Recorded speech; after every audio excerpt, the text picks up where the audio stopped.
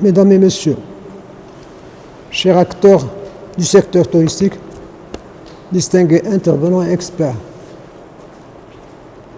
c'est un plaisir pour moi d'ouvrir ce masterclass consacré à un thème majeur pour la compétitivité de notre industrie touristique. L'hébergement et les infrastructures accessibles.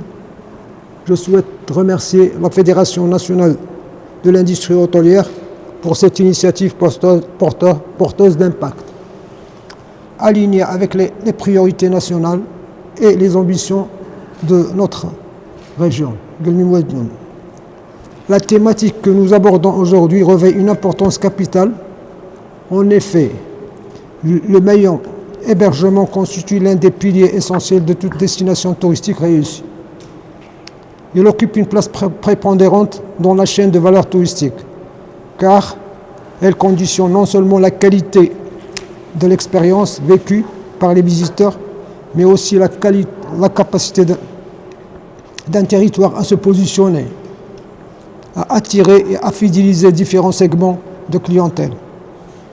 Aborder l'accessibilité, la mise en conformité, la qualité et la durabilité des établissements d'hébergement à travers ce masterclass.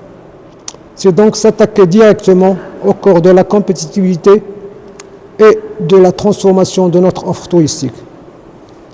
Cette rencontre représente ainsi une opportunité stratégique pour renforcer notre vision commune et aligner nos pratiques sur les meilleures normes internationales.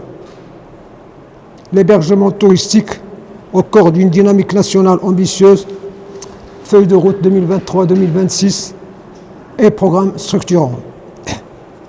Notre ministère du Tourisme, de l'Artisanat et de l'Économie sociale et solidaire, depuis 2023, a lancé une feuille de route nationale ambitieuse qui repose sur des programmes, des piliers déterminants. Premièrement, la rénovation et la mise à niveau de l'offre d'hébergement. Il y a un programme qui s'appelle Cap Hospitalité. Lancé dans ce cadre, vise précisément à accompagner, premièrement, la modernisation des établissements, la mise en conformité avec les normes, dont celles liées à l'accessibilité, l'amélioration continue de la qualité de service, la transition vers un modèle d'hébergement durable et compétitif. Ce programme représente un levier majeur pour repositionner l'hébergement marocain à un niveau international. On espère que les établissements touristiques puissent s'impliquer dans ce programme à l'instar de leurs collègues à l'échelle nationale. Le renforcement de la compétitivité des opérateurs. Le programme Go Siaha, déployé à l'échelle nationale et élargi dans les régions du Sud, soutient la montée en compétences des opérateurs touristiques, l'accompagnement des TPE et PME, l'innovation dans l'expertise client, la structuration des chaînes de valeur locales. Ce dispositif contribue concrètement à professionnaliser notre tissu touristique régional, notamment dans l'hébergement familial, les maisons d'hôtes et les projets émergents. Troisièmement, l'amélioration de l'expérience touristique globale.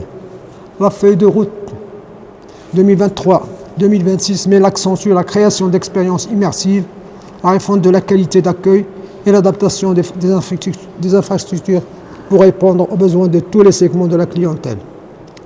Il y a aussi le programme Kafara. Dans la même dynamique, le programme Kafara joue un rôle essentiel puisqu'il vise la validation des acquis de l'expérience pour le personnel du secteur touristique. Il permet de reconnaître et valoriser les compétences acquises sur le terrain, d'améliorer la professionnalisation des ressources humaines, de renforcer la qualité de service au sein des établissements d'hébergement et des entreprises touristiques, et d'encourager l'excellence opérationnelle à tous les niveaux. Ce programme constitue un levier majeur pour garantir une main-d'œuvre qualifiée, compétente et alignée avec les standards nationaux et internationaux et faire face aux besoins des grands événements que notre pays connaîtra, à savoir la Coupe d'Afrique et la Coupe du Monde de 2030. Notre région Guelmi-Moadine, un territoire stratégique et authentique. Notre région occupe une place singulière dans la carte touristique du royaume.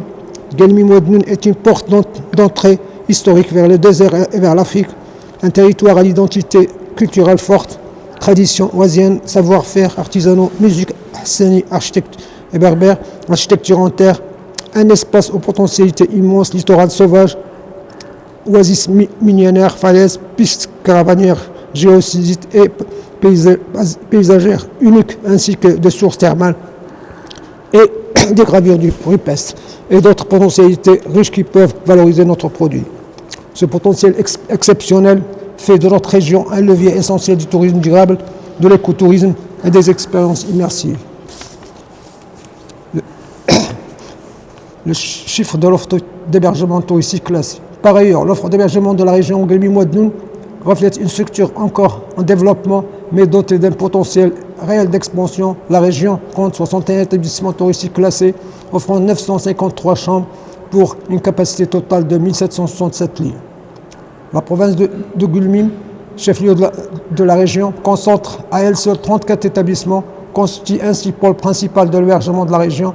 Les provinces d'Antan et Sidifni disposent chacune d'elles de 13 établissements traduisant une présence touristique intermédiaire en progression. Quant à la province d'Assazak, elle ne compte pour le moment qu'un seul établissement doté de 10 chambres classées, relevant ainsi d'un important défi, mais aussi un fort potentiel d'investissement.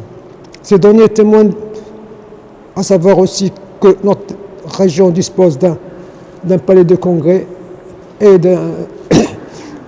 d'autres potentialités et d'un aéroport international où il reçoit des lignes reliant les îles Canaries et Guelmim, ainsi que des lignes reliant Casablanca et Guelmim. Ces données témoignent d'une offre inégalement répartie entre les territoires provinciaux, mais surtout d'un champ d'opportunités considérables pour renforcer les capacités d'accueil et accompagner l'essor d'un tourisme durable et structuré dans l'ensemble de la région, ainsi que la région possède d'un patrimoine immatériel très riche et matériel qui peut aussi valoriser le tourisme des niches à forte valeur ajoutée. La région peut, avec ses potentialités, peut offrir des niches, le tourisme culturel, balnéaire, thermalisme et spéléologique. Donc il nous faut un effort colossal pour qu'on puisse essayer de fédérer l'ensemble des acteurs pour qu'on puisse essayer de booster notre région et de telle sorte à la région puisse avoir sa place à l'échelle nationale. En accueillant ce masterclass, Guelmi Moadnoun confirme son engagement à accompagner la transition du secteur vers un modèle plus moderne, plus responsable et plus inclusif. Et je remercie par cette occasion les autorités régionales, en l'occurrence M. le Wali et M. le gouverneur, ainsi que les élus et la présidente de la région pour les efforts qu'elle déploie en concertation avec tous les intervenants pour qu'on puisse essayer de booster notre région et montrer que cette région puisse aussi être une région à vocation touristique de premier ordre. Et on espère que nos efforts déployés, tous, qu'on puisse essayer d'atteindre cet objectif تحت القيادة الرشيدة لجلالة الملك محمد السادس نصره الله. Et on vous remercie infiniment, monsieur le professeur, de votre présence, ainsi que notre cher collègue professeur. Et par la même occasion, je remercie la Fédération nationale du tourisme, à leur tête, monsieur le Président, et je leur souhaite un bon rétablissement et on vous souhaite la bienvenue parmi nous. Merci, monsieur le délégué. L'accessibilité, c'est rendre humain n'importe quel bâtiment. Et d'ailleurs, bon, je suis enseignant à l'École nationale d'architecture de Marrakech et j'enseigne justement cette matière parce que je suis certifié expert dans ce domaine. Donc, j'ai voulu d'abord vous familiariser avec l'accessibilité parce qu'il y en a qui ignorent ce que c'est. Ils pensent que l'accessibilité, c'est la pente. Dès qu'on parle d'accessibilité, ils mettent leurs mains comme ça en pente. Alors que l'accessibilité, c'est beaucoup de choses. C'est fournir l'autonomie à tout le monde, l'autonomie aux personnes handicapées. Parce que les personnes handicapées, ils se disent, ben, écoutez, moi, le bon Dieu m'a handicapé, mais ne nous handicapez pas, vous, une seconde fois. Et ça concerne justement les professionnels du bâtiment. Parce que l'environnement, c'est qui le crée? C'est les architectes et les urbanistes et tout ça. Donc moi, c'est pour ça que j'ai eu l'idée, parce que bon, la photo que vous voyez, elle a plus de 40 ans. C'est pas là, ils ont choisi la mauvaise photo. Donc vous voyez que ça fait 40 ans que je défends l'accessibilité, que j'essaye de former. Et ça fait maintenant 15 ans que j'enseigne à l'école d'archi et j'ai formé énormément de jeunes architectes. Pourquoi l'idée de former les jeunes architectes? Parce que les anciens architectes, comme ma génération et les autres, n'ont jamais étudié l'accessibilité.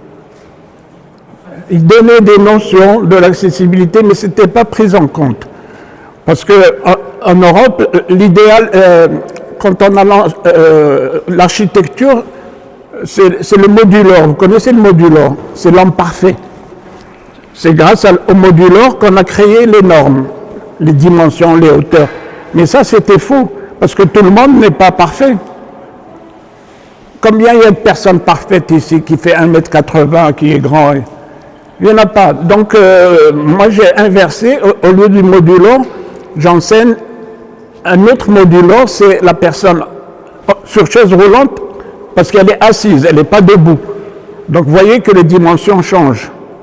D'accord? Donc, sans attendre, je vais vous présenter. Alors, c'est un schéma d'accessibilité.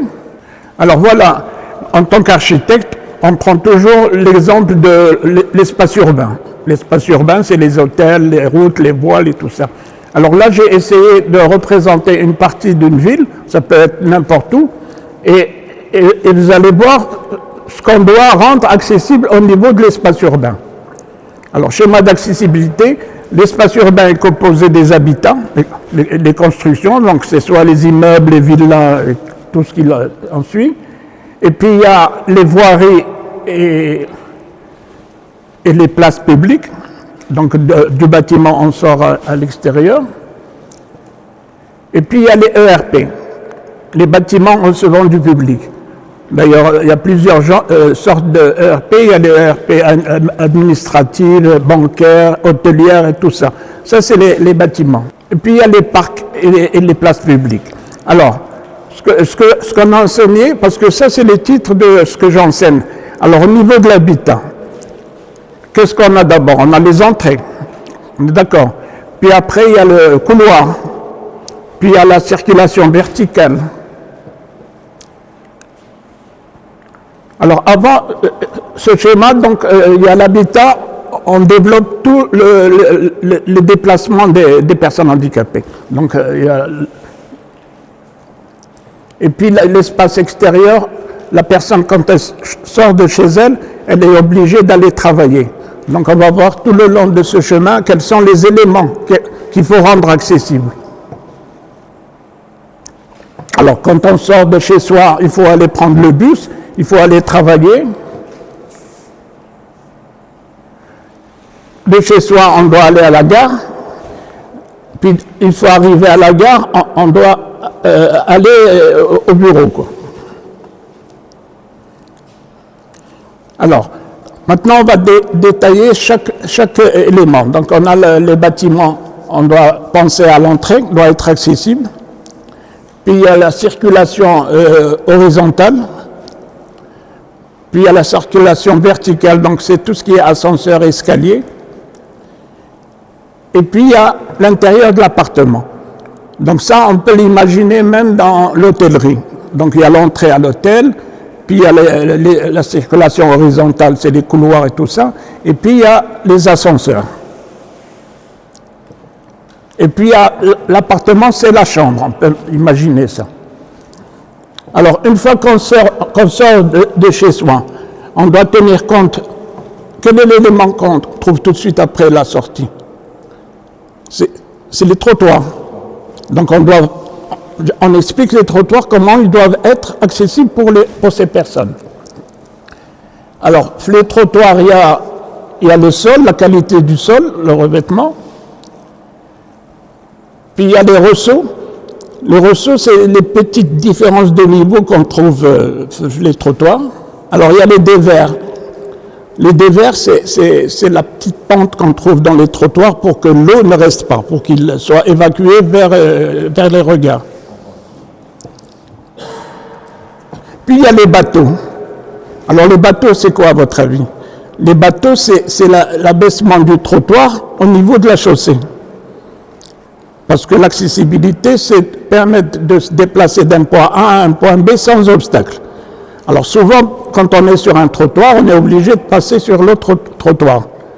Donc, mais ici, il y a beaucoup d'erreurs, on met des trottoirs ordinaires, alors que pour permettre la continuité du cheminement, il faut rabaisser les trottoirs.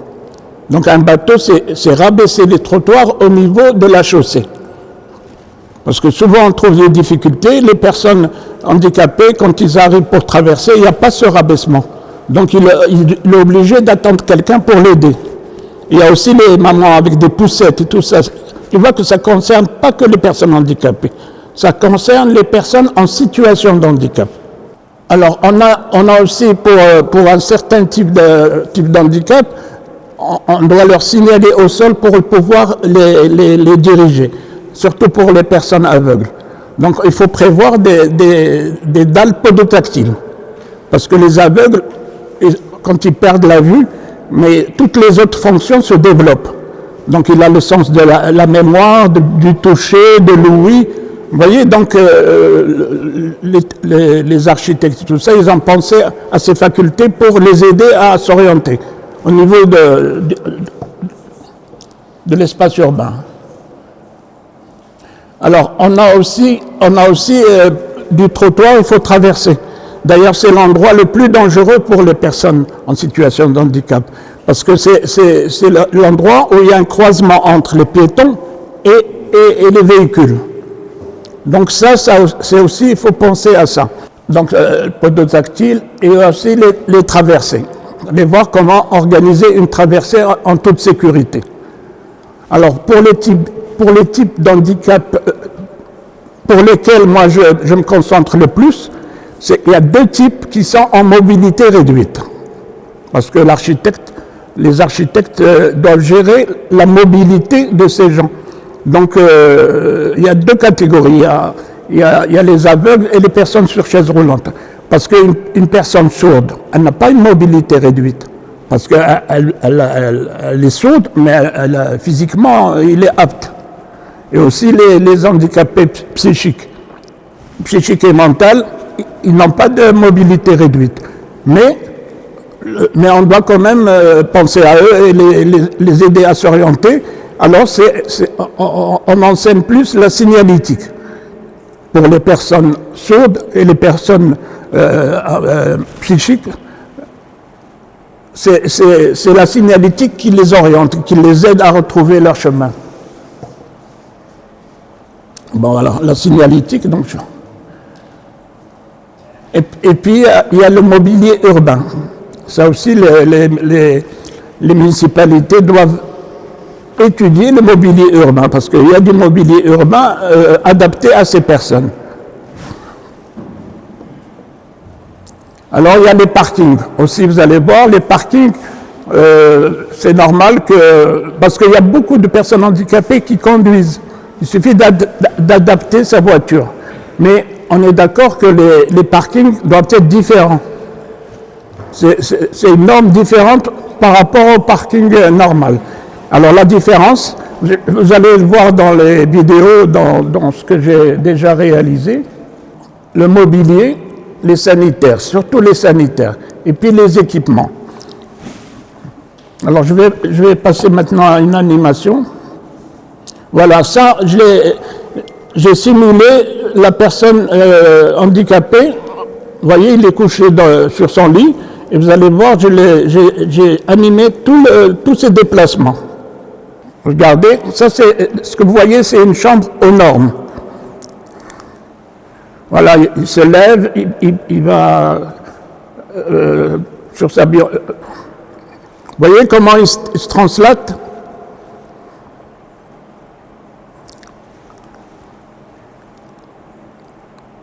Voilà, il ouvre sa porte.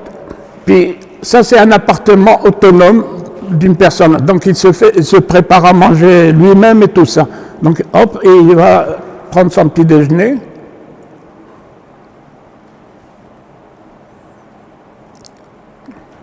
Alors maintenant, il va aller prendre l'ascenseur.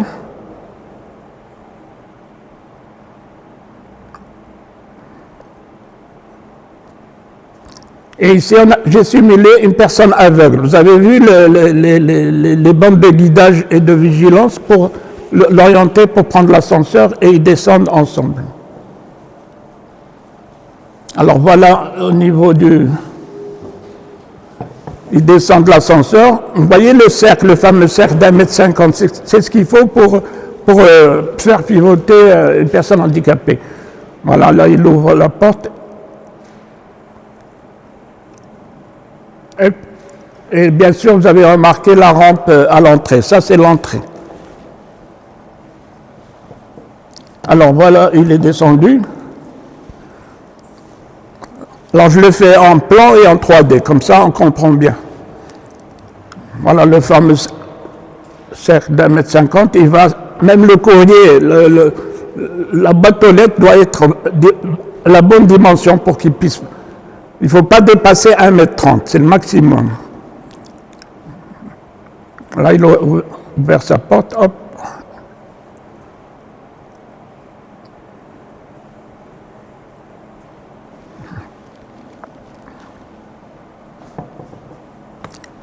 J'ai simulé une animation depuis son lit jusqu'au parking. Là, regardez l'espace qu'il faut réserver pour qu'il puisse faire ses manœuvres, pour qu'il puisse entrer dans sa voiture. Voilà en 3D.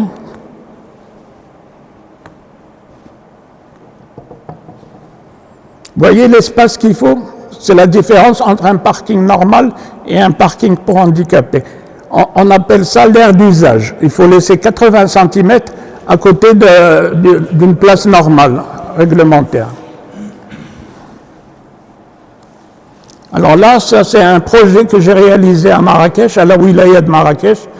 Et ce qui est important quand on fait un projet, c'est qu'il faut inclure l'utilisateur. C'est le principe de la HQ, haute qualité d'usage. Donc l'usager, n'importe qui, ça peut être une personne handicapée ou un complexe sportif, il faut impliquer la personne qui va utiliser le bâtiment. Comme ça, il n'y a pas d'erreur. Ça, c'est à la wilaya de Marrakech. On a prévu des espaces pour handicapés, mais on a fait plus que ça à la wilaya, vous allez voir. Donc, vous voyez, il a besoin de ces 80 cm, l'aire d'usage, pour qu'il puisse, parce qu'il place sa chaise à côté de lui, et puis il la ressort pour repartir. Alors, ici, il y a les transports en commun aussi. C'est très important, les bus. Alors, au niveau du transport en commun, il y a 3 facteurs qui jouent pour rendre accessible. Alors, il y a d'abord le matériel, donc le bus doit être accessible selon les normes internationales. Il y a l'infrastructure, c'est-à-dire le quai et la hauteur des trottoirs. Et puis, il y a le facteur humain. Parce que les conducteurs de bus, ils ont une formation. Parce que, vous voyez les signes là, parce qu'on apprend pour qu'ils puissent stationner à 2 cm du bord. Alors ici, c'est l'aménagement d'un rond-point. Ça, c'est le rond-point idéal, accessible. Donc vous avez vu les bateaux là sur le coin. Je peux indiquer avec ça.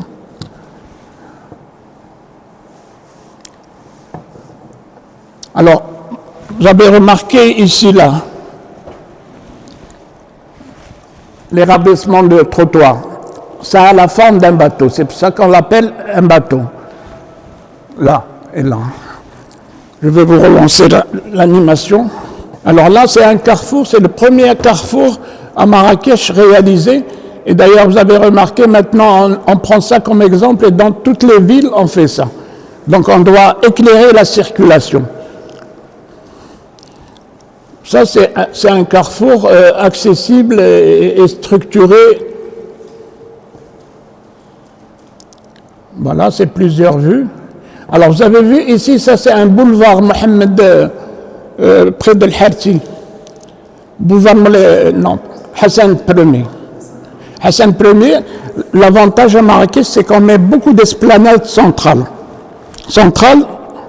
Et moi, j'ai pensé, parce que sur les côtés, il n'y avait pas d'espace pour faire l'accessibilité. Et les chaises avaient plusieurs obstacles. Donc moi, j'ai eu l'idée de rendre accessible l'artère centrale. Là, on a rendu ça accessible. Et même maintenant, ça sert pour les sportifs pour faire leur jogging sans problème, sans obstacle. Voilà, c'est plusieurs vues.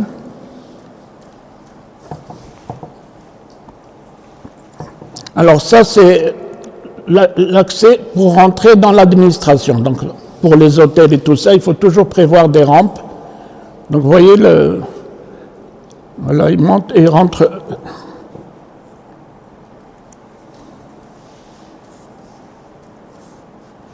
Alors ça, c'est la diapo qui exprime beaucoup de choses.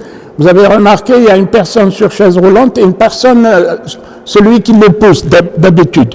D'habitude, il est derrière lui. Là, il marche à côté de lui. Pourquoi? Parce qu'il n'a pas besoin de l'aider. On a favorisé les bateaux et tout ça. Regarde, même l'espace urbain, il y a un banc public et lui, il se met à côté de lui. Donc vous voyez, pour moi, ça symbolise beaucoup la mise en accessibilité. Au lieu de le pousser, il marche à côté de lui. Donc rendre accessible l'espace urbain, c'est lui donner une certaine autonomie.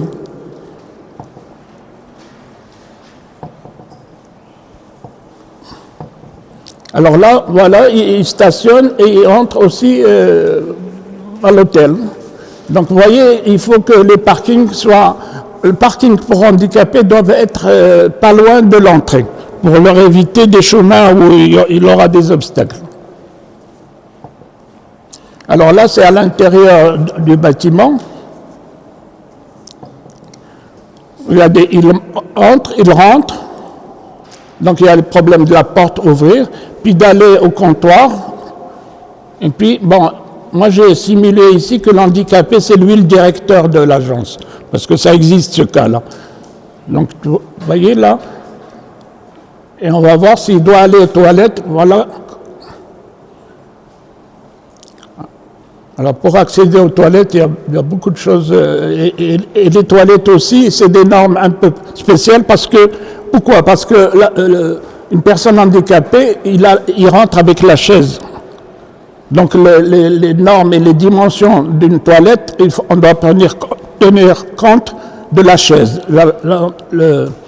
Parce que vous avez vu, pour qu'il tourne, il lui faut 1,50 m. Donc il faut essayer que les toilettes aient au moins 1,50 m de large pour qu'il puisse faire ses manœuvres. Mais vous allez le voir plus loin, parce que j'ai déjà réalisé des toilettes au niveau de la wilaya.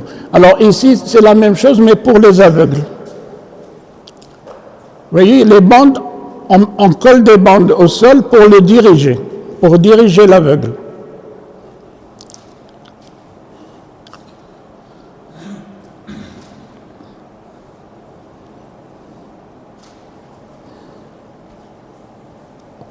Alors, toujours je fais le projet, le plan, puis l'exécution. Alors là, c'est des bandes de guidage qu'on a installées à la wilaya de Marrakech.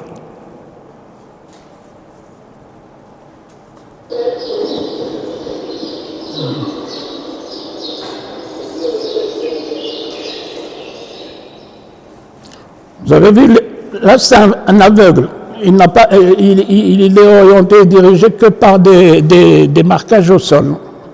On appelle ça des bandes podotactiles. On lui explique parce que c'était la première fois qu'il...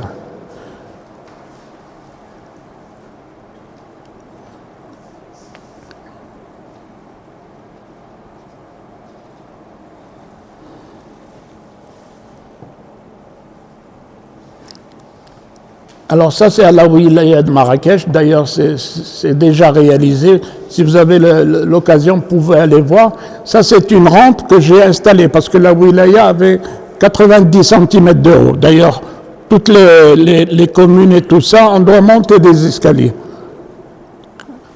Alors ici, j'ai mis une rampe, mais la rampe, je devais choisir la qualité parce que c'est l'entrée de la wilaya. Elle doit être agréable et attirante.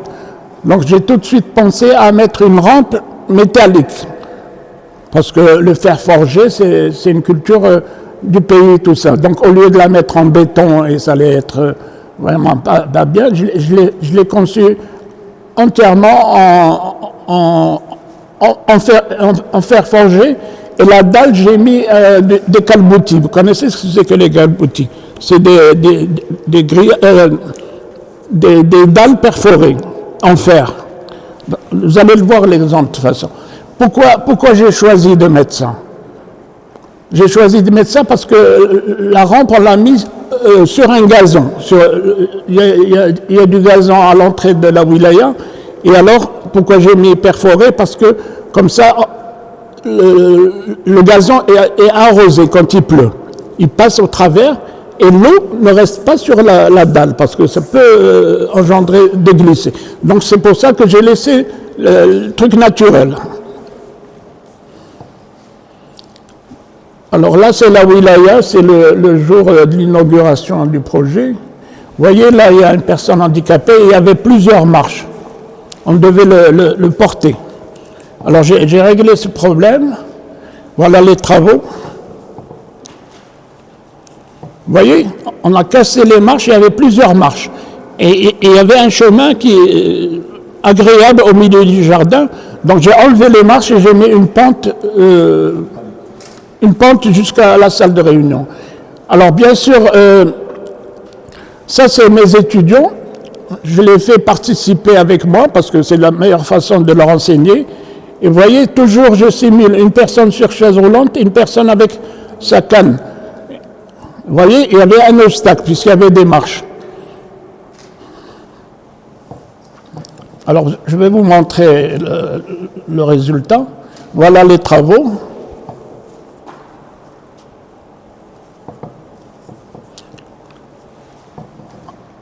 Voilà le résultat. Mais pour question d'économie, j'essaie de faire participer avec moi l'utilisateur et je le fais passer à plusieurs stades. C'est-à-dire, avant de mettre le revêtement, il doit tester d'abord le béton. Comme ça, si ce n'est pas aux normes, on peut casser. Et le revêtement, on le fait une fois que j'ai l'accord de la personne handicapée. Qu'elle dise que je n'ai pas de souci, je suis bien.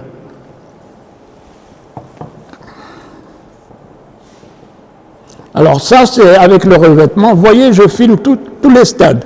Et dans les normes internationales, il faut que le couloir ait 1,60 m.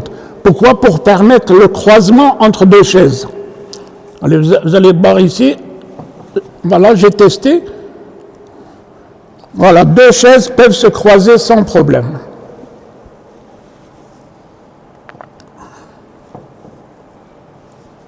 Alors, ça, c'est les bandes de guidage. C'est toujours la même chose. Ça, c'est des étudiants à moi. Ils ont participé avec moi au projet parce que c'est la meilleure façon d'apprendre, par la pratique. Donc, vous voyez, ça, c'est les dalles au sol qu'on met.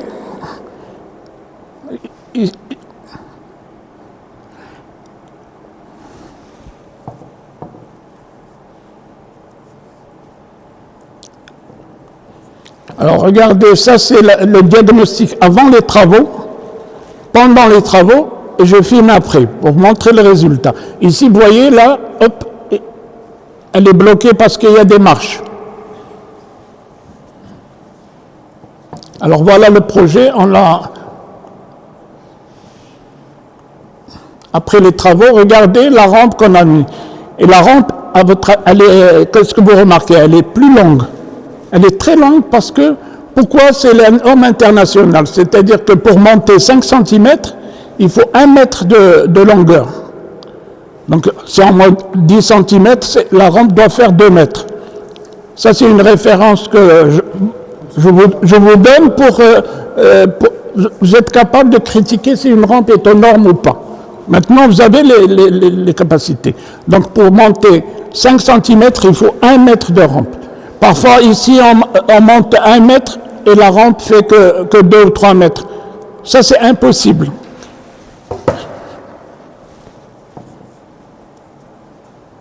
Alors voilà les phases, toujours je fais passer les handicapés au moment du gros œuvre, et une fois que le gros œuvre est accepté, hop, je fais le revêtement. On passe à la phase suivante. Regarde comme il monte facilement.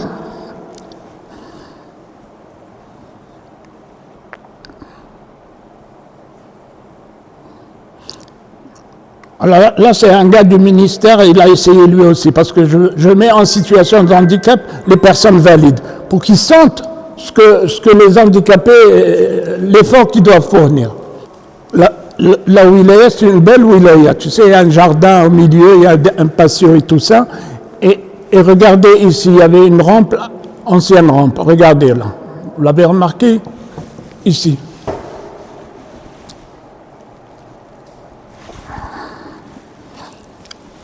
C'était l'ancienne rampe. Et regardez la rampe que j'ai prévue. J'ai réglé le problème parce que cette rampe, les handicapés ne pouvaient pas monter.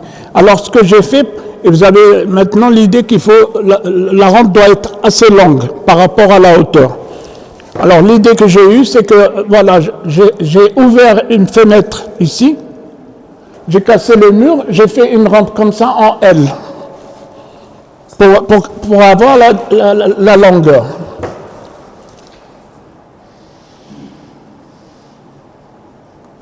Alors regardez le résultat, ça c'était une personne, un citoyen qui m'avait dit, parce que je fais un reportage, j'essaie de leur demander leur avis, il a dit qu'il n'a jamais eu la joie de rentrer à l'intérieur de la wilaya, parce qu'il y avait ces fameux escaliers de 1 mètre.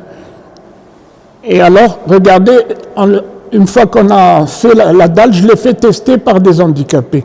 Et il a presque eu des larmes, il m'a dit, c'est la première fois que je peux entrer à l'intérieur et régler mes problèmes moi-même, parce que la personne en situation de handicap cherche l'autonomie. Il me dit, moi, je dois rentrer comme tout le monde, donc c'est à vous de trouver les solutions. Alors regardez là, comment il va rentrer. Et ce n'était pas une chaise roulante normale, c'était les tricycles. Vous voyez comme il est monté facilement, il était vraiment heureux.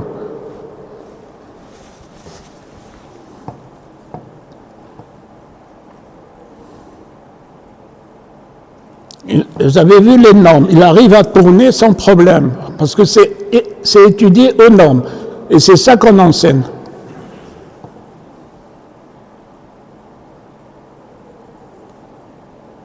Alors là, c'est parce que je fais un diagnostic au début, et en fonction du diagnostic, je cherche des solutions. Regardez, ça c'est avant, comment c'était. Il y avait 3 marches, et il n'y avait rien d'autre. Alors, regardez la solution que j'ai trouvée. Vous vous rappelez les 3 marches? Regardez, j'ai fait une rampe sur le côté. Et comme elle devait être longue, j'ai choisi de la coller contre le mur au lieu qu'elle soit en face. Parce que quand on la fait en face, ça bloque la circulation. Alors, il faut toujours une rampe utiliser le côté. Alors, voilà, je le fais repasser, descendre et monter, tu vois, qu'il monte sans problème, de façon aisée. À l'aise plutôt. Alors là, c'est les toilettes. Alors regardez, là, c'est des toilettes aux normes. Et regardez la différence, parce qu'il n'y avait pas de toilettes accessibles. À la wilaya, j'en ai fait 4 toilettes dans des endroits différents. Mais là, vous allez voir comment la personne handicapée utilise les toilettes, le transfert et tout ça. Voilà, j'ai filmé.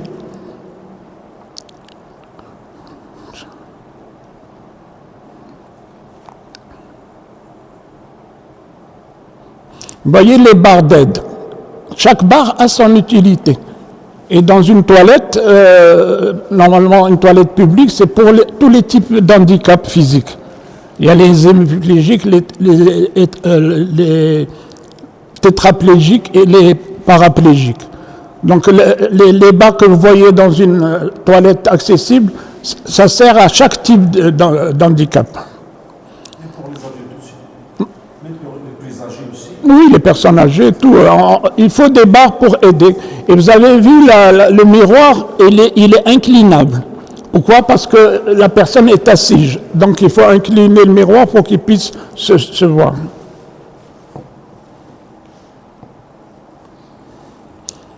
Alors là, ça, c'est la circulation, donc une personne handicapée qui va à la gare pour prendre le train. Voilà, j'ai fait une animation pour expliquer exactement.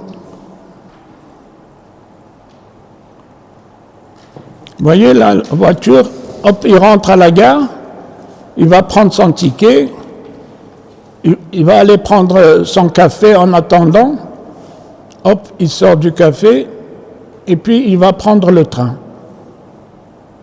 Voilà, le train arrive, hop, et il part.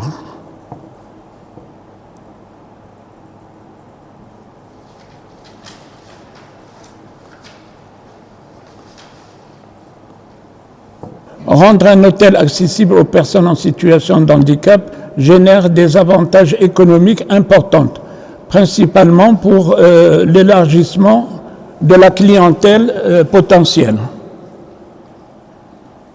Amélioration de l'image de marque et la possibilité d'obtenir les labels de tourisme valorisants. Cela attire une clientèle diversifiée et fidèle.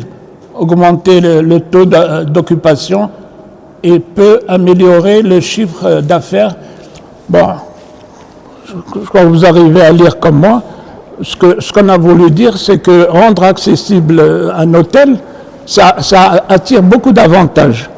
Déjà, vous touchez une autre niche de clients qui ne demandent que ça, parce que moi j'ai souvent séjourné dans des hôtels où je rencontrais des personnes handicapées et je leur posais des questions. Il y a beaucoup de personnes en situation de handicap qui me disent « Moi, j'adore le Maroc, c'est très bien, mais je ne reviendrai pas. » Pourquoi? Parce que je n'ai pas eu tout le service nécessaire pour lui. Bon, j'ai des reportages que j'ai réalisés, mais je ne pourrais pas les présenter aujourd'hui. Mais c'est juste pour vous dire que rendre accessible votre hôtel, c'est des clients en plus. Donc l'amélioration, vous remplissez votre carnet de commandes. Et non seulement ça, mais aussi il y a le prestige. Un hôtel accessible, c'est un hôtel humain, à l'échelle humaine. Donc tout le monde peut y séjourner. Donc il y a le chiffre d'affaires peut augmenter, il y a le prestige, et il y a aussi, on va essayer avec le ministère d'essayer d'arriver à une labellisation. Si on instaure une labellisation, les gens vont vouloir arriver à cette labellisation et ils vont faire des efforts. Alors au niveau du coût, c'est normal. Pour l'instant, la plupart ne font pas ça à cause du coût. Ils pensent que le coût est exorbitant, alors que ce n'est pas vrai. Alors, il y a deux types d'hôtels. Il y a les hôtels existants, qu'il faut les rénover, et il y a les nouveaux plans, c'est-à-dire des hôtels en création. Donc, c'est deux approches différentes. Les projets en création, il faut faire appel à des spécialistes qui vous font une conception déjà respectant les normes. Et le coût, il n'y a pas de coût, c'est le coût de l'hôtel, avec l'étude déjà. Là où il y a un surcoût, c'est rénover les hôtels existants. Et ça, il y en a beaucoup. Il y a beaucoup d'hôtels. Parce que la loi, c'est écrit dans la loi, ils n'exigent pas ça aux hôtels anciens. Ils n'ont pas l'obligation. Ça, c'est si eux veulent, alors ils feront les travaux.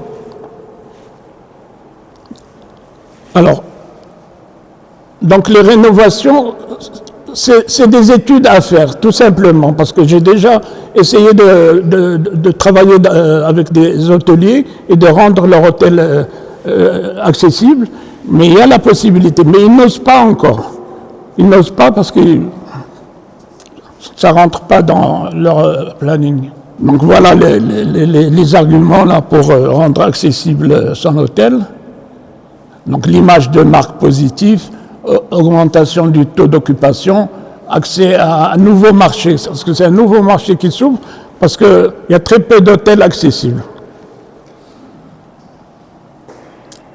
fidéliser la clientèle, avantages concurrentiels. Alors la loi 94 concernant l'accessibilité infrastructure touristique. Alors la loi, moi j'ai lu la loi et il y a eu les décrets d'application. Mais au niveau de la loi, elle n'impose pas l'accessibilité. Elle parle de l'accessibilité, mais comme annexe. Moi, je pense que pour motiver les hôteliers à rendre accessible, il faut qu'elle soit une obligation obligatoire. Tant qu'il n'y a pas d'obligation, vous ne rendez pas vos hôtels accessibles. Mais si elle est imposée au niveau du permis de construire, on peut l'insérer au niveau du permis de construire. C'est une obligation. S'il n'y a pas d'accessibilité, on n'a pas d'autorisation. Je pense que c'est le seul moyen où il faut vraiment développer avec le ministère. Il y a un décret d'application qui parle de l'accessibilité, mais au niveau des critères de choix, il n'y a pas. Oui, c'est optionnel, mais ça ne doit pas être optionnel, ça doit être obligatoire. Alors, intégration des normes d'accessibilité en annonce, c'est ce que je propose, qu'il faut vraiment intégrer au niveau les 800 points, les 800 points critères pour l'octroi un permis de construire. Et ce qu'il faut faire, une fois qu'on a imposé ça dans la loi, il faut des systèmes de contrôle et de suivi. Normalement, l'architecte doit délivrer un certificat de conformité pour avoir le permis d'exercer. Et bien, c'est à ce niveau-là qu'il faut qu'il y ait un contrôle. Alors, le décret qui parle de l'accessibilité, c'est le 2-22-867, un texte réglementaire marocain majeur pourtant approbation du règlement général de la construction. Donc ce qu'il faut, c'est l'inclure le règlement, oui, le SGC, alors ça devient une obligation. Mais il n'y a pas, il n'est pas obligatoire pour l'instant.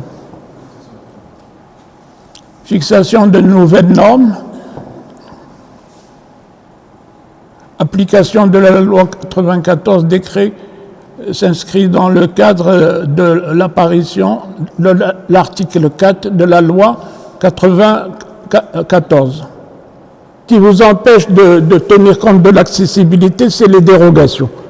Il y a trop de dérogations. Alors si ça devient une contrainte au niveau du permis de construire, je pense que ça peut... Mais je pense que mon ami, là, il va vous parler de la loi, il est plus impliqué que moi. Justement, maintenant, au niveau de l'enseignement, au niveau des architectes et tout ça, on enseigne maintenant la conception universelle. C'est devenu vraiment la nouvelle façon de voir. Alors, la conception universelle, c'est-à-dire que ça doit être accessible à tout le monde. Donc ça, c'est un enseignement qu'on fait pour l'exigence de l'accessibilité, les établissements doivent être accessibles sans obstacle grâce à des rampes, ascenseurs, couloirs. Ça je vous ai montré dans la première présentation. Alors là, c'est la première fois qu'on parle de sanctions en cas de non-conformité, parce qu'on n'a jamais parler de sanctions. Là maintenant, selon la loi, il y a des sanctions en cas de non-conformité. Alors, le non-respect des critères d'accessibilité entraînerait des sanctions strictes pouvant aller du refus d'autorisation d'ouvrir, c'est-à-dire permis d'habiter, et des amendes substantielles, voire au retrait du permis de construire dans les cas les plus graves. Donc ça, c'est les sanctions si jamais il n'y a pas de conformité. Alors, sanctions en cas de non-conformité, avantage de cette approche, inclusion sociale favorise l'autonomie et l'inclusion des personnes handicapées, leur permettant de voyager et de profiter des services hôteliers comme tout citoyen.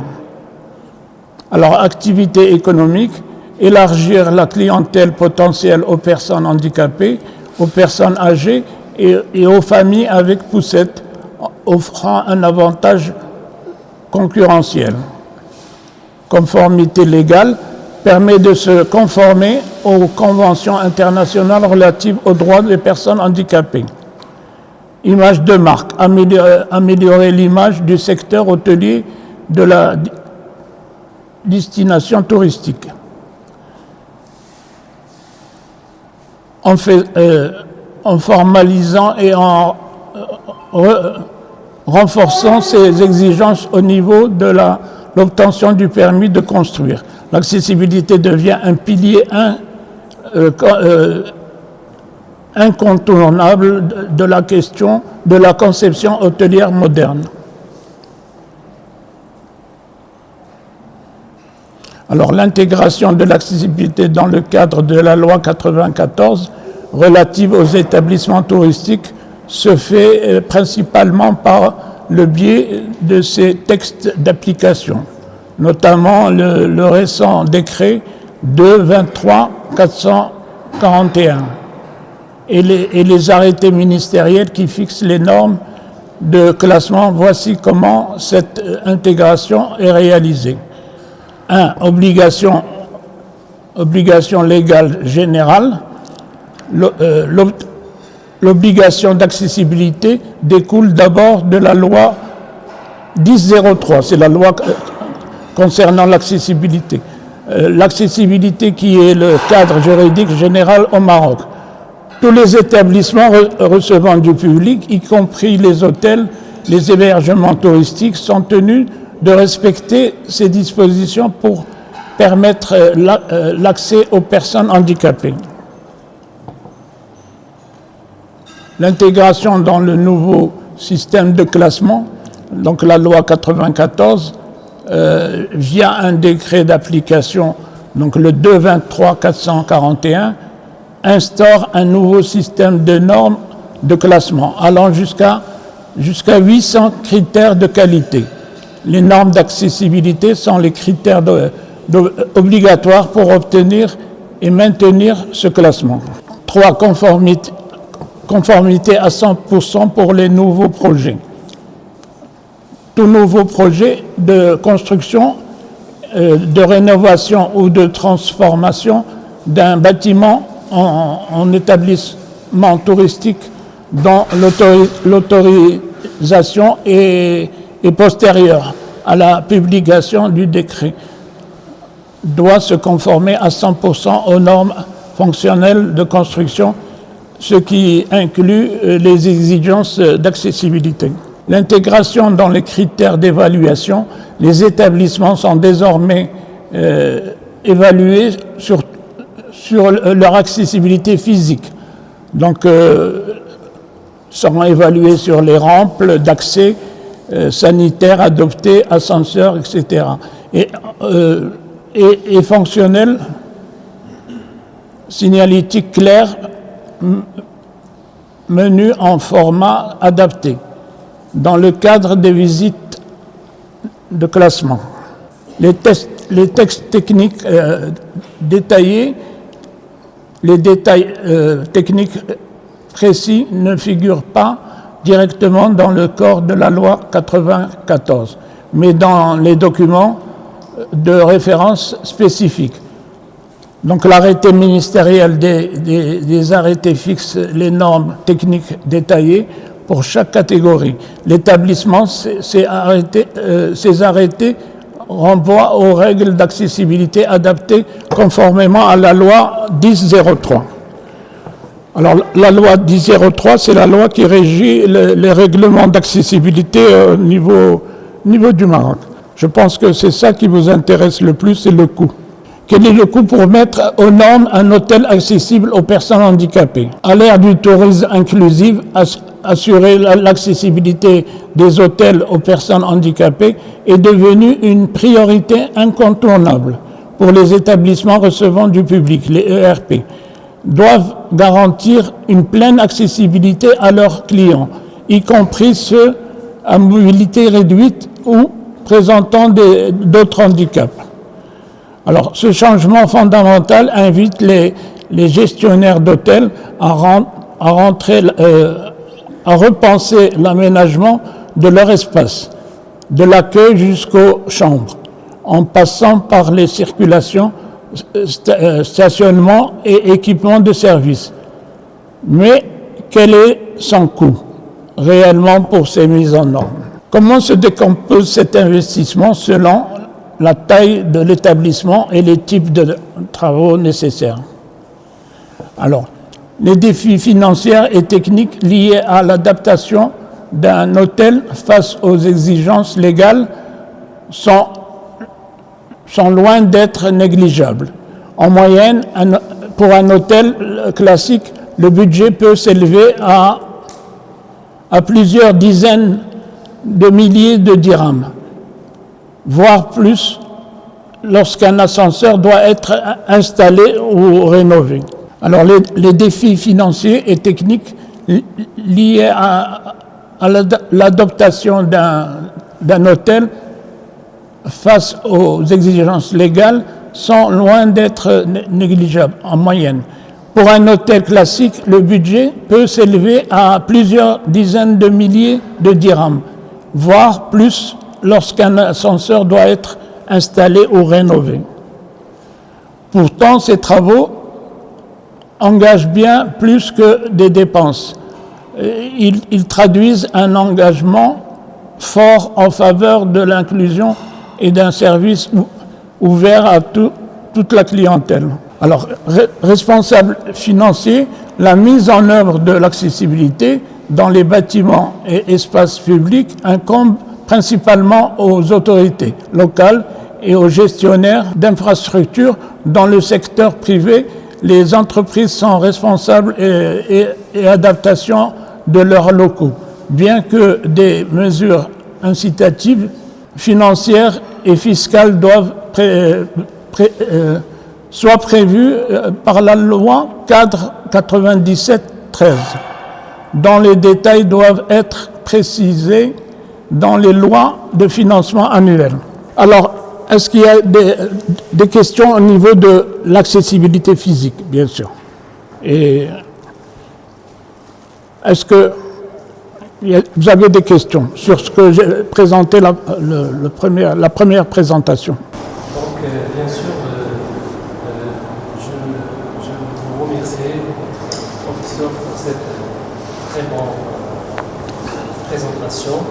Bien sûr, qui touche un point, qui touche des volets très très sensibles pour donc, la construction et le fonctionnement des établissements d'hébergement touristique. Toute forme confondue, les hôtels, les maisons d'hôtes, les gîtes, les campings également. Donc l'accessibilité des personnes à mobilité. C'est un volet, c'est une condition indispensable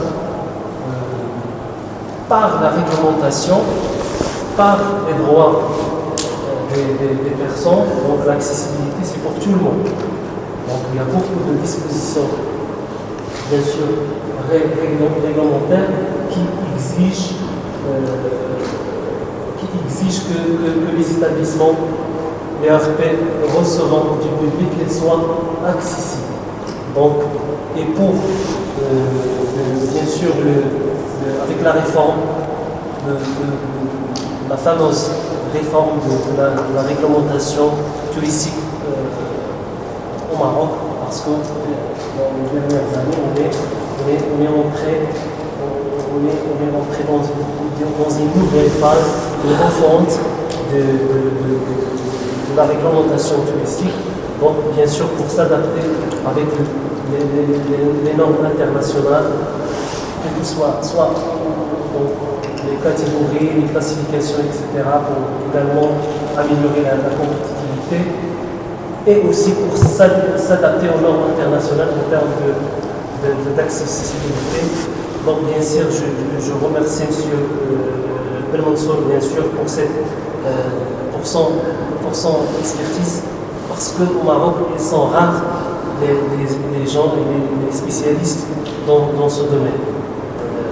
Actuellement, dans le traitement au niveau de la délégation de tourisme, dans le cadre des commissions régionales commission de traitement de dossiers d'investissement au niveau du centre régional d'investissement, etc.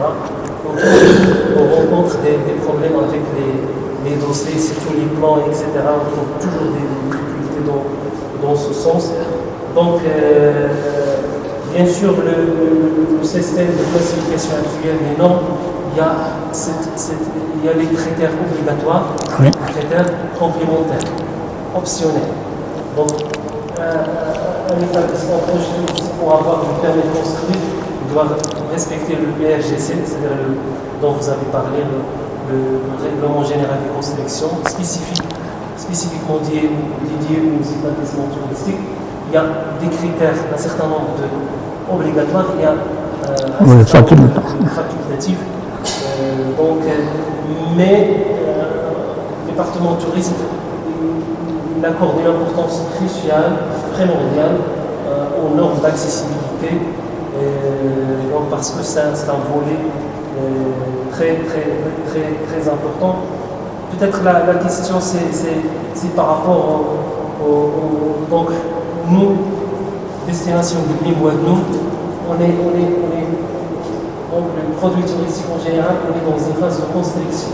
Il y a donc, au niveau du centre régional d'investissement, plus de 50% des projets présentés, ce sont des projets touristiques. Donc on est en phase de construction, on construit le produit. Donc peut-être la question c'est les spécificités de ces normes de classement par rapport aux petites unités d'hébergement dans les rurales, les gîtes, les maisons d'hôtes, parce que nous, la majorité des établissements qu'on a, c'est de ce type. Donc je ne sais pas s'il y a des spécificités, des normes d'accessibilité pour les campings, pour les gîtes, les maisons d'hôtes, je ne sais pas pour les bivouacs, même, je ne sais pas s'il y a une réflexion dans ce sens. Merci. Oui. Normalement, les campings, les bivouacs et tout ça, on appelle ça des IOP. C'est des installations ouvertes au public. Il y a les ERP, qui est régi par la loi 1003, où c'est obligatoire, mais il y a les IOP, c'est-à-dire parfois même des aménagements d'événements doivent être accessibles. Alors, c'est la même chose dans les bivouacs et les campings. On doit penser à l'accessibilité, mais on doit s'adapter. Parfois, quand c'est en montagne et tout ça, on ne peut pas faire des rampes et des pentes.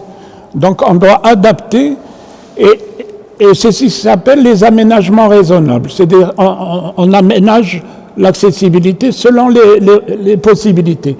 Il y a les aménagements physiques et il y a les aménagements immatériels. C'est-à-dire qu'on peut organiser pour rendre la personne handicapée autonome. Bon, parfois physiquement, ce n'est pas possible, parce qu'un camping, ça dépend du camping, s'il est en pente, plat, ou... L'accessibilité doit s'adapter au projet particulier. Mais les normes dans les hôtels et tout ça, c'est international, c'est les mêmes normes partout. Et ma question est, est-ce qu'il y a un endroit où on peut trouver les mesures telles que vous avez expliquées? Parce que moi j'ai déjà une petite expérience, j'ai un camping et j'ai construit un bloc sanitaire pour les personnes handicapées. Et j'ai trouvé deux difficultés. La première, c'est que les mesures, j'ai cherché dans Internet et j'ai trouvé. Et la deuxième, c'est les matières, les barres et tout ça, je n'ai pas trouvé ici. Je suis obligé, je le construis chez un ferrailleur et tout ça. Est-ce qu'il y a un endroit où on peut trouver, par exemple, si je veux faire quelque chose d'autre, si je veux construire notre sanitaire, est-ce qu'il y a un endroit où je peux trouver des mesures? Oui. C'est vrai que vous avez expliqué. Il y a un rond comme ça, 1 mètre, et tout ça, les chambres. Oui. Écoutez, moi j'ai réalisé un guide technique pour l'Omran. mise en accessibilité de l'Amran, il suffit d'aller sur Internet et vous aurez toutes les mesures qu'il faut. Mais je vous donnerai les sites et tout ça où vous pouvez trouver. Mais oui, il y a des sites. Mais moi, ce que je trouve que il y a beaucoup de choses sur Internet, mais ils ne sont jamais d'accord. Par exemple, 1,50 m, c'est international, mais par exemple, chez d'autres pays, ils vont jusqu'à 1,50 m, 1,40 m, 1,60 m.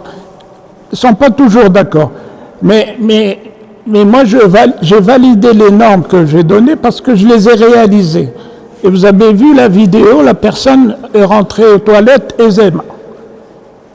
Mais je peux vous donner des sites et des endroits, et même si vous avez besoin de rendre accessible votre toilette, je peux vous assister, je peux même vous orienter les bars, parce que ça existe.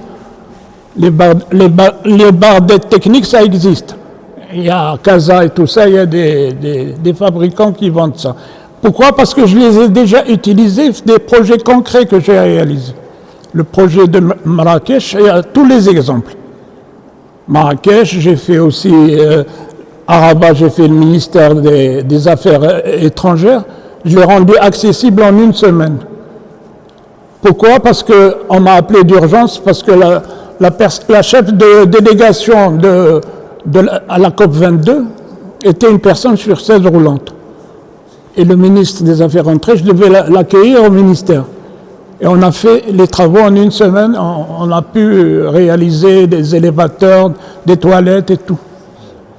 Mais tout ça, j'ai des documents que j'aurais pu vous présenter, mais bon, on m'a sollicité pour l'accessibilité des hôtels, mais les textes de loi, je pense que mon confrère va reprendre et mieux expliquer que moi. D'accord? Mais moi, je suis quelqu'un de pratique, et j'ai déjà réalisé des projets accessibles. Ça, je peux vous aider, vous encadrer sans problème. Mais tout ce qui est texte de loi, la seule chose que je veux inciter pour les textes de loi, c'est qu'on rende obligatoire et voilà, que ça rentre dans les obligations et dans les critères de choix, le critère pour donner une autorisation. Même, par exemple, il y a des projets qui sont dans les dernières années, il y a le droit qu'il faut le respecter, tout ça, mais même ils ne sont pas respectés. Non, le décret d'application, il y a des décrets d'application, mais ils ne sont pas réalisés. Vous avez dit que sur l'aspect financier, c'était impossible de donner des chiffres. Parce qu'il y a beaucoup de choses, on peut aller jusqu'à même refaire un ascenseur. En fait, si on considère, nous on a une maison d'hôte, pour savoir rendre accessible l'établissement et une chambre, moi j'aurais bien aimé savoir, par exemple, si ce qu'on a aujourd'hui, ça colle ou ça colle pas. C'est-à-dire déjà pour entrer dans une chambre, vous n'en parlez pas, ou dans les toilettes, il faut une largeur. Oui, mais ça j'en ai parlé, j'ai montré même une vidéo. Mais je peux vous le donner tout ça. Les hauteurs des toilettes, les hauteurs Oui. des lavabos, du miroir, vous avez évoqué la question, mais on n'a pas ces chiffres. Mais si... On peut pouvoir chiffrer, parce que imaginons que les portes d'entrée soient pas assez larges, c'est quand même beaucoup de travail pour casser et refaire peut-être le linteau. Ouais, donc ça peut aller de 1 à 100 le prix. Donc là, on est un petit peu démuni au niveau documentation des normes ou moi j'espérais apprendre plus de choses concrètes, pragmatiques, et puis repartir en disant, ben voilà, tiens, si on veut rendre cette chambre accessible, ça va coûter tant. Oui. Je sais faire l'estimation des travaux, mais quels travaux il faut faire? Non, mais je vous comprends. Et c'est ça le problème, c'est que bon, il n'y a pas beaucoup de spécialistes. Non, mais d'accord, mais vous l'êtes, là, vous pouvez nous donner quelques chiffres. Oui, c'est du cas par cas, on ne peut pas. Une porte, là, vous avez cité le diamètre de 1,5 m. Oui, hein, le rayon, c'est l'aire de rotation, on appelle ça. Je connais ça, c'était mon métier, la construction. Oui, Mais la largeur de la porte, oui, c'est 80 minimum. ah, ben voilà. 80. Pourquoi je ne suis pas là pour enseigner les normes, hein. Je suis venu pour essayer de vous aider. Mais si vous avez besoin, je peux me mettre à votre disposition et régler tous vos problèmes. Donc c'est 80. Non, c'est 90. Pourquoi? Parce que c'est étudié en fonction de la largeur de la chaise. Parce qu'on donne un cours sur les dimensions d'une chaise. Et c'est en fonction de ça qu'on fait nos projets. Par exemple, pour rentrer dans une toilette, il faut tenir compte de la chaise. Oui, d'accord, mais vous dites 90, là, non? Ok, 90. Est-ce que ça va être plein pied? Oui, ah oui. Si, alors, j'ai parlé de ressaut. C'est ça qu'on appelle un ressaut. Il doit être minimum 2 cm. Maximum. 2 cm. Mais par exemple, si tu as 4 cm, il y a des solutions en chanfreine ou en arrondi. D'accord? Donc, c'est 50 cm. Non, la hauteur d'un lavabo, c'est 80 cm. Oui, mais la cuvette, c'est 50 cm. Alors pourquoi la cuvette doit être à 500 cm? Parce que l'assise de la chaise fait 50 cm. Parce qu'une personne handicapée ne peut pas se lever et s'asseoir. Il se translate. Alors la barre qu'on installe sur le côté, il la tient et il pousse. Et ça doit être à la même hauteur, parce que sinon... Donc ça, c'est ce qu'on enseigne, justement.